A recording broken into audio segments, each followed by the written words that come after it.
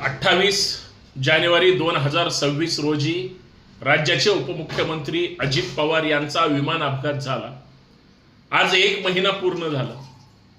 अजून विमानतळावरचे सीसीटीव्ही त्या ठिकाणी समोर आले नाहीत। अजित पवारांचा विमान अपघात झाला की घातपात केला हे अजून पुढे आलेलं नाही। केंद्र सरकार एका महिन्यामध्ये या सगळ्या प्रकरणाची चौकशी करू, राज्य सरकार सुद्धा त्या शब्दाला हो म्हणून शब्द दिला, काहीच झालं नाही।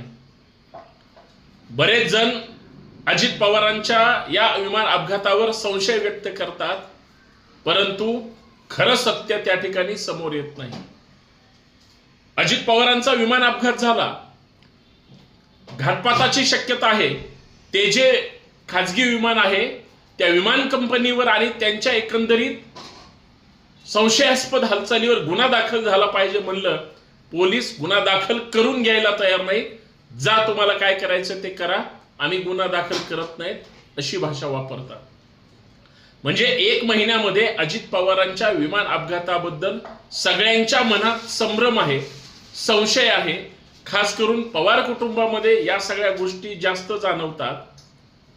आणि एवढं सगळं होऊन सुद्धा 1 महिन्यामध्ये राज्य सरकार 100% अपयशी त्या ठिकाणी आहे। कारण छाती ठोक ना मुख्यमंत्री सांगू शकतात, ना विमान उड्डाण मंत्री सांगू शकतात, केंद्र सरकार सांगू शकतं, ना राज्य सरकार। म्हणजे हे जर सगळं संशयास्पद असेल, 1 महिना उलटून सुद्धा अजूनही अजितदादा पवारांना न्याय नाही असं म्हणावं लागेल, अशी म्हणण्याची वेळ आली। जो कोणी गुन्हेगार असेल त्याला कठोर शासन झालं पाहिजे आणि खराच विमान अपघात असेल तर सत्यता पुढे आली पाहिजे। साधा रस्त्यावर एखादा अपघात झाला, त्याचं लगेच सीसीटीव्ही येतं। अजितदादांचं 1 महिन्यामध्ये अजून काहीही आलं नाही, इतकं सिक्रेट का?